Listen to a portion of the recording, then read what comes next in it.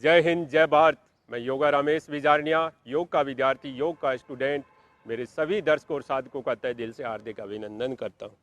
साधकों और दर्शकों, आज मेरे इस वीडियो में एक मैं प्रैक्टिकल चीज़ आपको बताऊंगा, जिसका मैंने मेरे शरीर पर प्रायोगिक अनुसंधान किया है और उसके बारे में आप काफ़ी सालों से सुनते हुए आ रहे हैं। निर्जला एकादशी।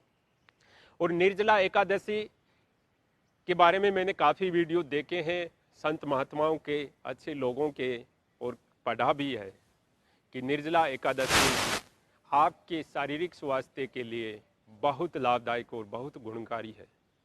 और निर्जला एकादशी का प्रायोगिक अनुसंधान, प्रैक्टिकल रिसर्च हमारे काफ़ी बड़े बड़े साइंटिस्ट और वैज्ञानिकों ने भी किया है। मैंने काफ़ी न्यूज़पेपरों में भी इसका बारे में पढ़ा था कि अगर इंसान निर्जला एकादशी का व्रत करता है तो बड़ी बड़ी रोग और बीमारियों से बच जाता है। तो इसका जब मैंने पढ़ा और सोचा, विचार किया, तब मैंने भी अभी एक निर्जला एकादशी आई थी, तो उस दिन मैंने निर्जला एकादशी का उपवास रखा था। और जैसा वो सिस्टम में बताया गया है हमारे संत महात्माओं ने, उस सिस्टम का मैंने अच्छे तरीके से पालन किया है। देखिए साधकों और दर्शकों, कुछ लोग कहते हैं कि हमारे से उपवास नहीं होता है, निर्जला उपवास हमसे नहीं होता है। मैं उनको बता देना चाहता हूं कि मैं योगा रमेश विजारनिया, हम गांव के छोटे से कस्बे में रहते थे और फिर शहर में आए थे, और हमारा पूरा जो बचपन था, जीवन था, वो गांव में बीता हुआ है। और हम खाने में इतने माहिर थे, किसी भी शादी में और किसी भी फंक्शन में जाते थे तो खाने में एक नंबर हुआ करते थे। मैं आपको बता देना चाहता हूं कि मैंने यहाँ जयपुर में एक global institute of technology GIT engineering college है, उसमें मैं हॉस्टल वार्डन रहा था, और वहाँ का जो मेस का इंचार्ज था वो मेरे से परेशान हो गया था, क्योंकि हमारी जो डाइट थी, जो मेरा खाना पीना था, वो बहुत स्ट्रॉन्ग था, बहुत मजबूत था। मैं बहुत ज़्यादा खाता पीता था। मेरी माँ कभी भी मेरे को पहले खाना खिलाने के लिए नहीं बिठाती थी। वो कहती थी कि तू, कोई मेरा छोटा भाई या मेरी बहन कोई बैठ कर खाना खाता था, उसके बाद में ही मैं खाना खाया करता था। अगर मैं पहले बैठ कर खाना खा लेता तो मेरी माँ को दोबारा आटा लगाना पड़ता था। देखिए साधकों, अगर मेरा जैसा इंसान आज अगर निर्जला एकादशी कर लेता है तो आप क्यों नहीं कर सकते हो। और इस निर्जला एकादशी का बेस्ट रिजल्ट है, बेस्ट परिणाम है, क्योंकि मैंने करके देखा है। मैं जब सुबह उठा तो सोच से निवृत्त हो गया था, गर्म पानी पिया था, सुबह जल्दी उठ गया था 5 बजे उठकर, और पानी पीकर सोच करके फिर सूर्य उगने के बाद में मैंने कोई भी इनपुट नहीं लिया था, किसी भी चीज़ का, पानी का तक इनपुट नहीं लिया था उस दिन। और सूर्य उगने के बाद में, और जब दूसरे दिन सूर्य भगवान निकलते हैं, उसके बाद में ही मैंने इनपुट लिया था।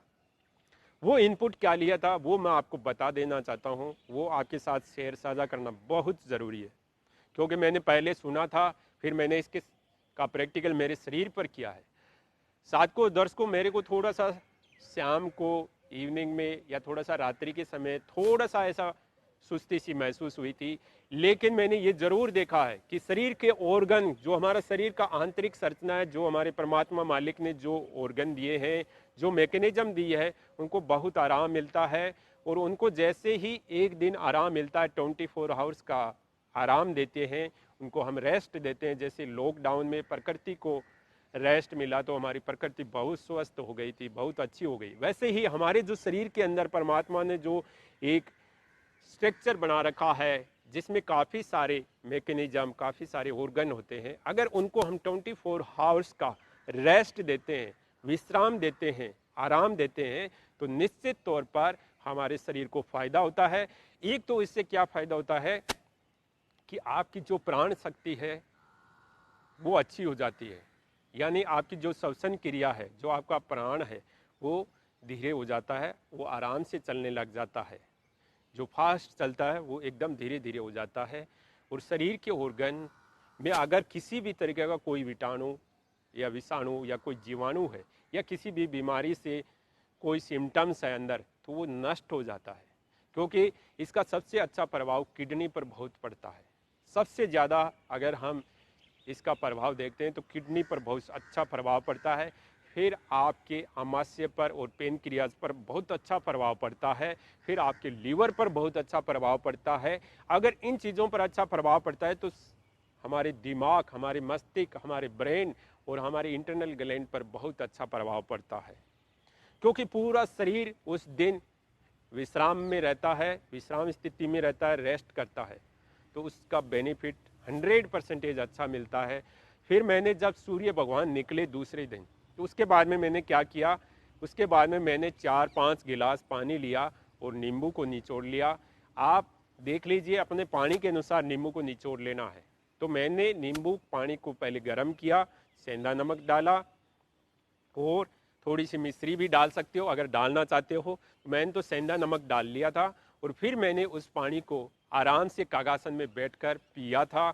और पीने के बाद में मैंने थोड़े से जो मैंने वो संग प्रक्षालन के योग अभ्यास थे वो थोड़े से मैंने किए थे, आराम से किए थे साधकों, क्योंकि आप ज़्यादा मत करना, क्योंकि मैंने बैठे बैठे किए थे और आराम से कर लिए थे।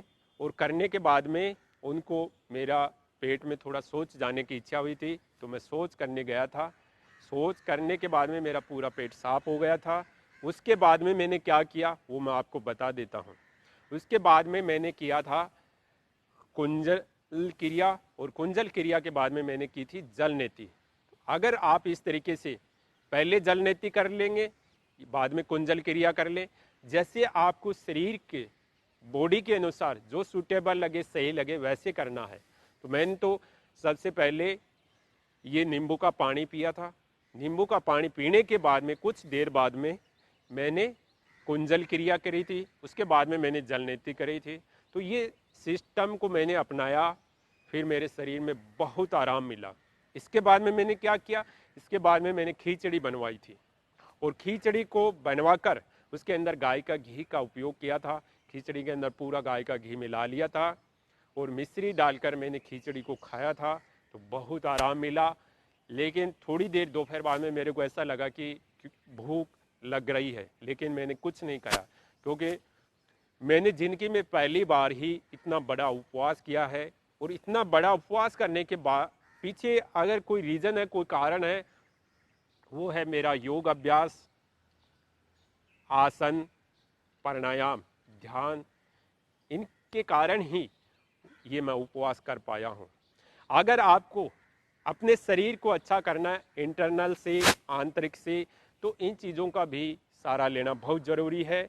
और हमारे संत महात्माओं ने, हमारे पूर्वजों ने, बुजुर्गों ने, महर्षि ऋषि मुनियों ने जो सिस्टम बनाया है उस सिस्टम का हमें ज़रूर पालन करना चाहिए, ताकि हम जो बड़ी बड़ी कैंसर जैसी बीमारियां हैं, एड्स जैसी बीमारियां हैं और भयंकर भयंकर कोई भी कीटाणु विषाणु अगर हमारी बॉडी पर हमला करता है तो उनसे भी हम बच जाएंगे। क्योंकि हमारा शरीर है उसके अंदर जो एंटीवायरस है, जो एंटी बैक्टीरिया है, जो अच्छे जीवाणु विषाणु है, उनको हिम्मत मिल जाती है, शक्ति मिल जाती है उनको वायरस, कीटाणु, जीवाणुओं को खत्म करने की। तो इस तरीके से अगर आप निर्जला एकादशी का उपवास करेंगे तो आपकी प्राण शक्ति अच्छी होगी, शरीर के इंटरनल ऑर्गन अच्छे होंगे और शरीर के कोई भी रोग बीमारी है उनको ये जड़ से खत्म कर देंगे। तो इस तरीके से आप निर्जला एकादशी का उपवास जरूर करें, आपको बहुत फायदा मिलेगा।